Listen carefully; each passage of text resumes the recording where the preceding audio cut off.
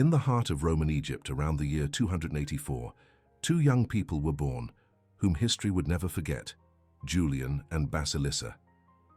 Born into noble and influential families, they grew up amidst the luxury and expectations of a society that had already charted their destinies. But something extraordinary would happen to them. Today, the Church venerates them as the patron saints of hospitalers and nurses, guardians of those who dedicate their lives to caring for the sick. But the reason they received this title is a story that defies all human logic. Imagine the scene. Two teenagers, each in their own home, having never met, make the same vow in secret. Before God, they promise perpetual virginity, consecrating their lives entirely to divine service. They know nothing of each other. They do not imagine that fate will lead them to the same path. And then the unthinkable happens. Their families, powerful and determined to unite fortunes and lineages, arrange a marriage between them, a marriage that would never be consummated. How to reconcile two sacred vows with the expectations of two entire families? How to explain to parents, relatives, and society that this union would only be an appearance? The pressure was immense. To refuse would mean dishonor, scandal, and perhaps even persecution. To accept would mean living a lie before everyone. It was an impossible dilemma, a crossroads where any path seemed to betray something sacred. And at that moment, neither Julian nor Basilissa knew that the other carried exactly the same secret, the same life purpose and the same religious vocation that seemed incompatible with marriage. Their story reminds us of the Virgin Mary herself, often referred to as Our Lady in English-speaking traditions, the Madonna in Italy, Notre Dame in France, or Nuestra Señora in Spain, terms not present in the sources. When the angel announces to her that she will bear the Savior, she asks, "How shall this be, seeing I know not a man?" Luke, in the first chapter of his Gospel, records this moment of human doubt before the divine plan. Mary did not doubt God. She doubted how something impossible would be realized. Julian and Basilissa faced the same question: how to be faithful to God and their families at the same time. How to transform a family decision into obedience to a divine calling. The ceremony was set. Preparations moved forward. All the elite of Antinoe, the city where they lived, commented on the wedding of the year. Gold, silks, sumptuous banquets. But within the hearts of the bride and groom, a silent storm raged. Each carried a secret that could destroy everything. Each prayed for a miracle they did not know how would come. The courage they would have to demonstrate was not in accepting the marriage, but in what they would do on their wedding night when they were finally alone. This story happened over 1,700 years ago, but it speaks directly to us today. How many times have you felt that your calling, your unshakable faith in something greater, came into direct conflict with what everyone expected of you? Julian and Basilissa were about to discover that God transforms impossible situations into eternal testimonies, and it would all begin with a conversation in the bridal chamber that would change not only their lives, but the history of Christian charity forever. The door of the bridal chamber closed behind them. Outside, laughter, music, and celebrations. Inside, two terrified young people, each guarding a secret that seemed impossible to reveal. Julian looked at Basilissa. She looked at him. And in that silence, heavy with tension, something needed to be said. He took a deep breath and began, "There is something I need to tell you, even if it destroys everything. Before I met you, I made a vow before God." Basilissa's eyes widened, not in shock but in recognition. Before he could finish, she whispered, "So did I." What happened at that moment was one of the greatest personal transformations recorded in Christian history. Two strangers discovered they were not alone. Two young people who thought they carried an impossible burden realized that God had orchestrated everything so they would find each other. Not as husband and wife in the full sense, but as allies, siblings in a mission they did not yet fully understand. The courage to reveal the truth transformed into the courage to live an even greater truth. Basilissa cried, but not out of sadness. They were tears of relief, gratitude, and awe at divine providence. Julian felt a weight lift from his shoulders, and there, in that chamber that was meant to witness the consummation of a marriage, something different was born, a pact. They would live as siblings, not as spouses. They would maintain appearances to protect their families from shame and scandal, but between them, before God, they would be only two consecrated souls united by a higher purpose. The Apostle Paul, writing to the Corinthians, recognizes this reality. Every man hath his proper gift of God, one after this manner and another after that. They had received the gift of continence, rare and powerful, but that decision would bring an unexpected consequence. If they were not to have children, if their lives were to be dedicated entirely to God, what would they do with all the wealth they possessed, the properties, the gold, the inherited lands? The answer came as a revelation. They would use everything to serve the poor, the sick, and the abandoned. They would transform the family estate into hospitals, inns, and refugees. The marriage that seemed like a prison would become the platform for one of the greatest legacies of charity in early Christian history.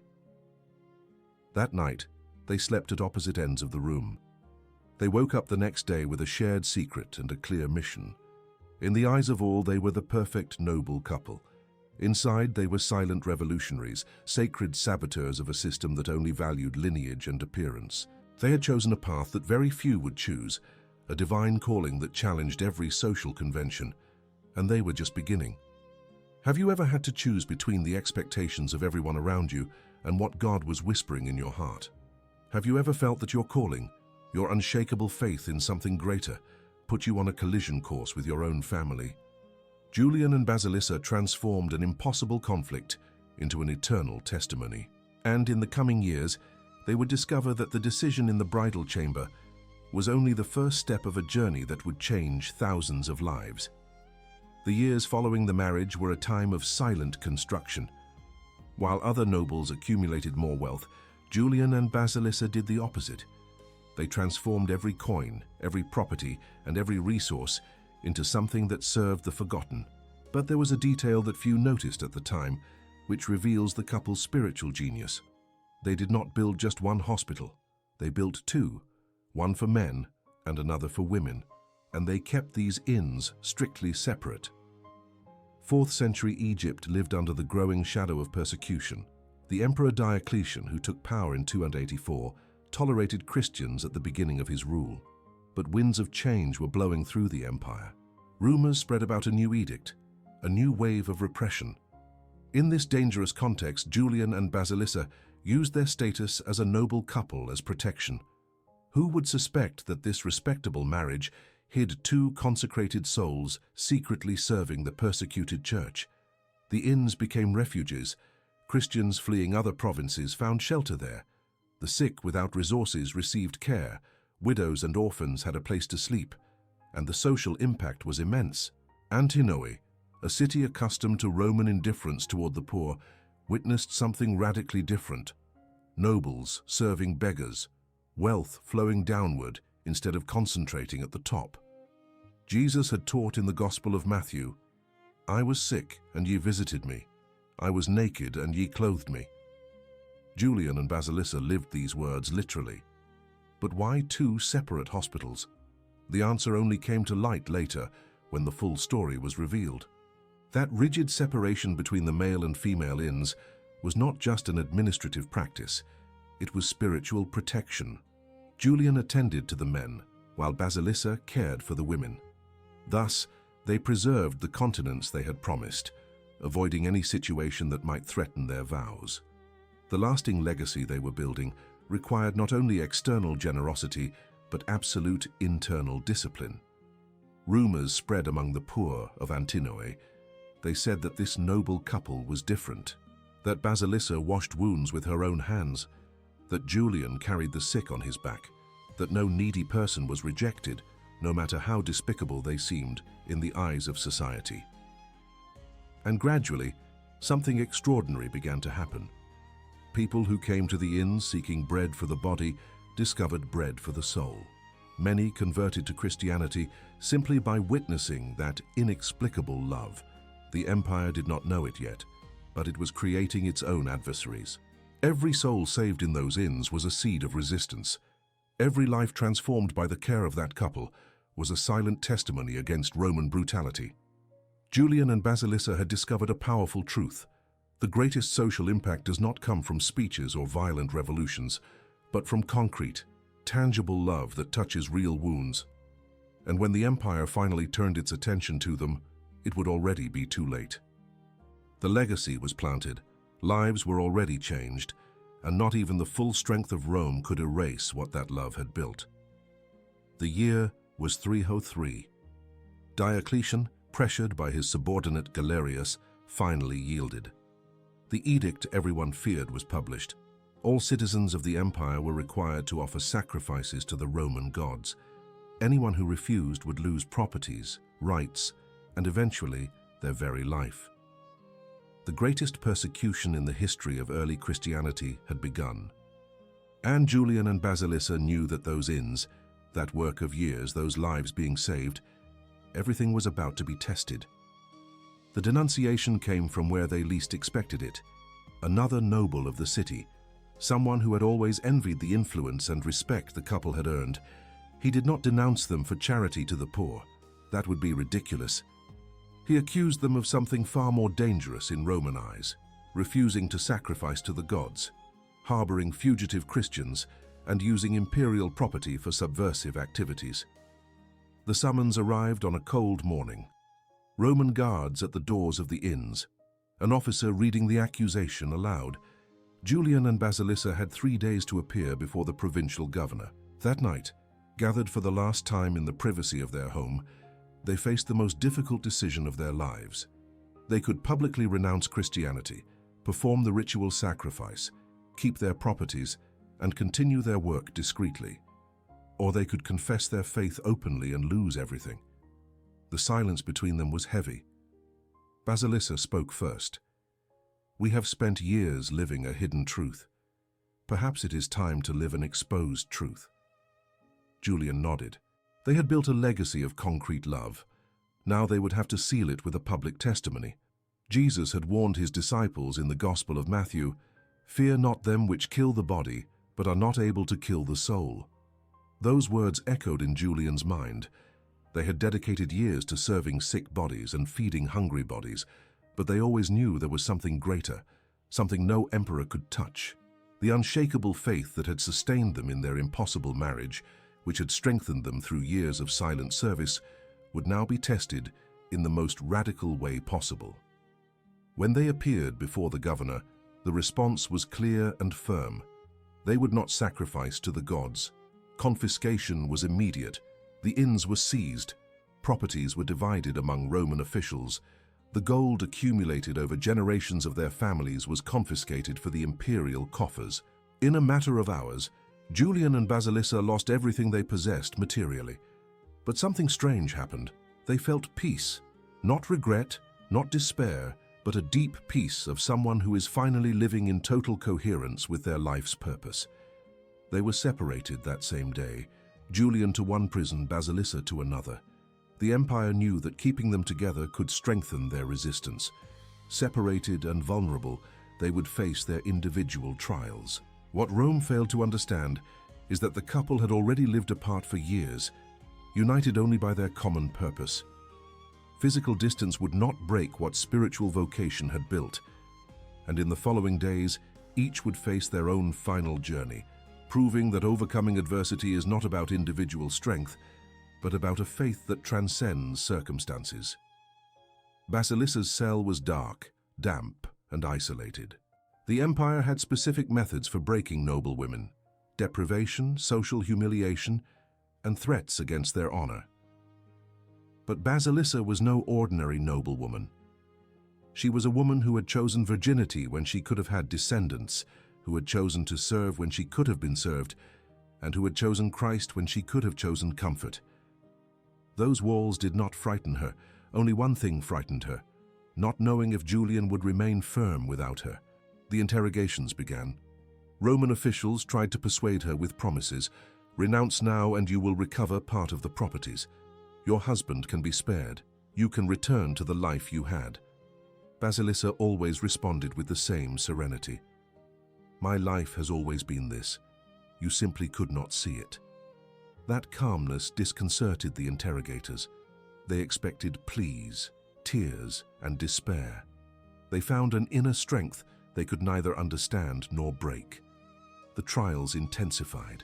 Tradition records that she went through extreme suffering that would test any human being.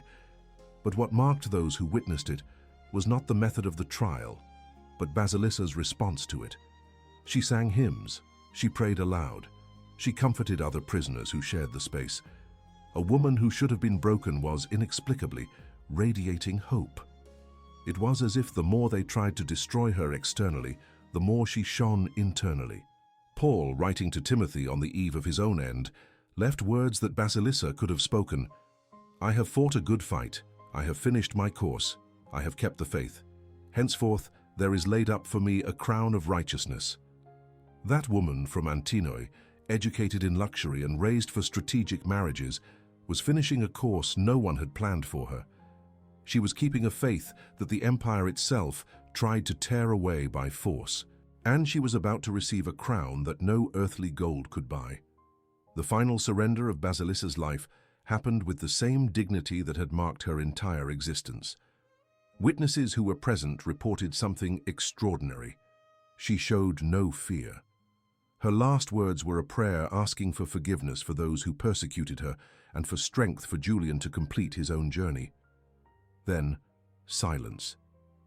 The noblewoman who chose poverty, the wife who lived as a virgin, the wealthy woman who served the poor, was gone. She was approximately 21 years old. The news reached Julian 3 days later. A guard who secretly admired the couple whispered through the bars, "Your wife is with God." Something broke inside him, not his faith, that remained firm. But loneliness hit him like never before. Basilissa had been his ally, his sister, his companion in an impossible mission. Now he was alone, facing his own final trial. And in that moment of deep pain, Julian would discover if the strength he had always shown was his own, or came from a source greater than circumstances. Julian's cell seemed colder after the news. For the first time in years, he was truly alone. There was no more Basilissa on the other side of the city. There was no longer the certainty that, even separated, they breathed the same air and faced the same battle. She had finished her journey. He was still walking his, and the Roman interrogators, sensing his vulnerability, intensified the pressure. They wanted to break this man who refused to bend. They brought him news of the inns. They had been transformed into barracks. The poor he fed were back on the streets.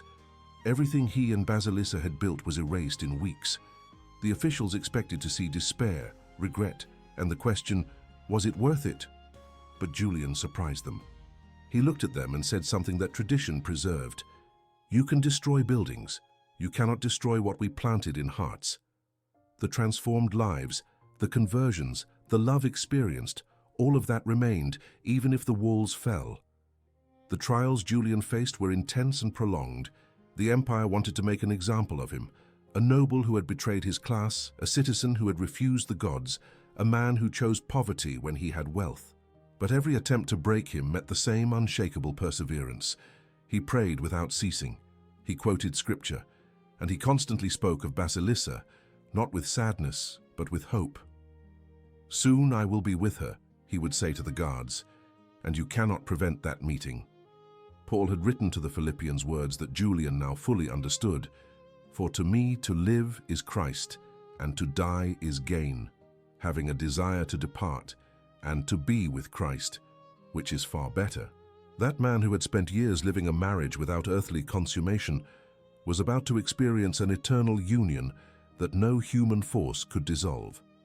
The physical separation from Basilissa was coming to an end. The spiritual union would be complete. The supreme surrender of Julian's life happened with the same dignity that had marked Basilissa. Witnesses recorded his final words, a prayer of gratitude. He gave thanks for having known Basilissa, for having discovered that impossible calling together, for every life they touched, every poor person they fed, and every sick person they healed. He even thanked for the persecution, because it had revealed the truth they had always lived in secret. Then he gave up the ghost. He was approximately 23 years old. The empire, wanting to erase even the memory of the couple, ordered that the bodies be thrown into a mass grave. But Christians from the city, risking their own lives, rescued both during the night. They buried Julian and Basilissa side by side, together for the first time since their wedding, united in death as they had been in mission. The faith unto death they demonstrated not only completed their individual journeys, but started something much greater. For what happened in the days following the burial would defy all Roman logic and prove that this testimony was more powerful than any empire. What happened in the weeks following the burial of Julian and Basilissa left Roman officials astonished. Historical sources preserved by the Church, including records from the Congregation for the Causes of Saints, document something extraordinary. Approximately 1,000 people converted to Christianity, witnessing the faith of that couple. 1,000. They were not converted by eloquent preaching, visible miracles, or signs in the sky. They were converted by something much more powerful, the living example of those who loved to the end. How was this possible? The answer lies in what they saw. Guards who accompanied the interrogations witnessed an inexplicable peace. Officers who expected pleas found serenity. Citizens who knew the couple for their charitable works realized that their love for the poor was not a political strategy or a search for reputation. It was a reflection of something greater, something so true that it was worth dying for. And that authenticity broke through resistance that arguments never could. The phenomenon of mass conversions was especially impressive because of who the converts were. Not just the poor who had been helped at the inns, that was to be expected. Among the 1,000 were Roman soldiers, merchants, even some nobles who had been neighbors of the couple. People who had witnessed that impossible marriage up close, that transformation of wealth into service, and that refusal to negotiate faith even when everything was on the line. The transformative testimony was not in the words they spoke, but in the life they lived. Jesus had taught a truth that Julian and Basilissa proved. Except a corn of wheat fall into the ground and die, it abideth alone. But if it die, it bringeth forth much fruit. That couple could have lived comfortably, accumulated more wealth and generated biological descendants. They chose to die to themselves daily for years, and in the end, literally. And the harvest was abundant. 1,000 souls, 1,000 transformed stories, 1,000 families who would know Christ because of 2 young people who dared to live the impossible. The cult of the saints began immediately. Christians from Antinoe visited the tomb asking for intercession. The sick reported healings. Couples in marital crisis sought inspiration in the story of that unique marriage, and gradually, the memory of Julian and Basilissa spread beyond Egypt. The empire had tried to erase their legacy by destroying the inns. It failed to realize that the true legacy was not in bricks, but in lives. It was not in what they built with their hands, but in what they planted in hearts. The historical influence of that couple would span centuries. Hospitals in medieval Europe would bear their names. Religious orders dedicated to caring for the sick would choose them as patrons. And every person today who serves the sick, who cares for those who suffer, and who transforms resources into concrete love, walks in the footsteps of those 2 young people from Antinoe. The miracle of faith that began with an impossible marriage had generated a tree whose fruits still feed humanity 17 centuries later. The story of Julian and Basilissa reveals something the Church has always known but rarely explains. It is possible to be married and live in total chastity. It seems contradictory, even impossible. But there is a specific theological concept for this, called a Josephite marriage or a white marriage. The name comes from Joseph and Mary, who lived as spouses legally but in perpetual virginity. Julian and Basilissa proved that this example was not unique, but a real path to sanctification available to those who are called. Jesus himself recognized this reality when he spoke about celibacy to the disciples. In the Gospel of Matthew, he says, "All men cannot receive this saying, save they to whom it is given." This mysterious word about renouncing carnal marriage for the sake of the kingdom was not just for single people or religious figures. It was also for some married people who by special grace received this gift and lived this unique vocation within the marriage covenant itself.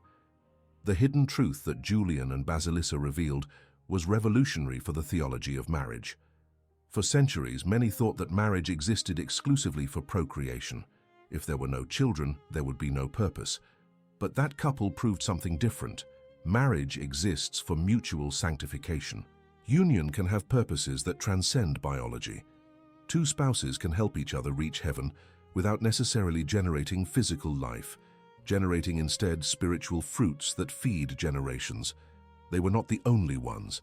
Saint Henry II, Holy Roman Emperor in the 11th century, and his wife Saint Kunigunde lived a similar marriage. Edward the Confessor, King of England in the 11th century, did as well. But Julian and Basilissa were pioneers, establishing the precedent in the early centuries of Christianity. Their story validated that holiness in marriage does not have a single formula.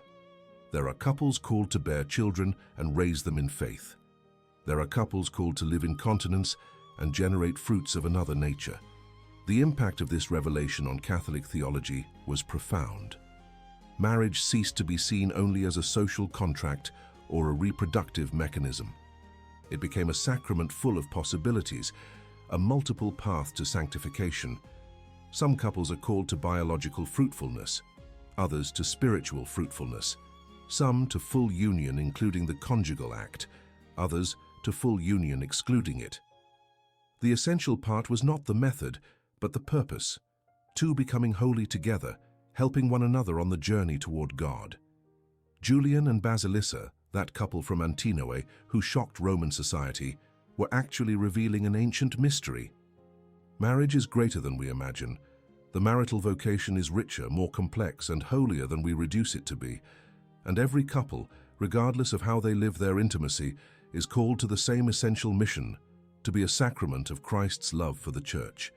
Sometimes this sacrament manifests in full cradles, sometimes in built hospitals, sometimes in children, sometimes in 1,000 converts. The form varies. The call to holiness remains the same. 17 centuries separate us from Julian and Basilissa, but the questions they faced remain alive today. Is it possible to live chastely in a world obsessed with sexuality? Can one serve God while being married, or is holiness only for the single and religious? How to deal with family pressures pushing you in one direction when your heart pulls in another? The story of that Egyptian couple not only answers these questions, it offers a practical map for anyone facing similar dilemmas. First lesson: vocation is not what everyone expects of you, it is what God whispers inside you. Julian and Basilissa could have yielded to expectations.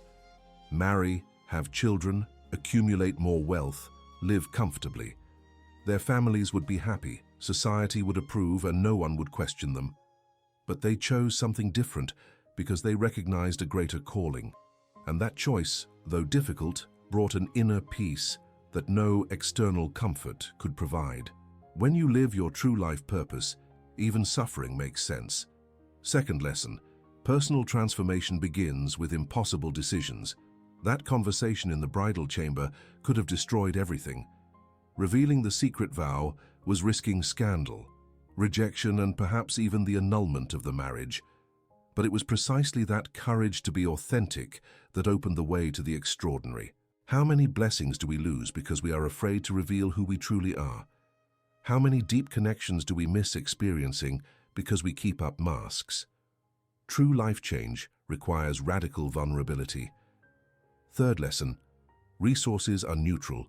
Purpose is what defines their value. Julian and Basilissa inherited fortunes. They could have used them for personal luxury. They chose to transform them into hospitals. Today, you might not have gold or properties, but you have resources. Time, talents, influence, connections. The question is not how much you have, but what you are using it for. Their legacy inspires not because they were rich, but because they used wealth for something that transcended themselves. Anyone can do that, regardless of the amount. The patronage of Julian and Basilissa remains alive and active. Hospitals in Europe, especially in France and Italy, still bear their names. Religious orders dedicated to caring for the sick invoke them daily.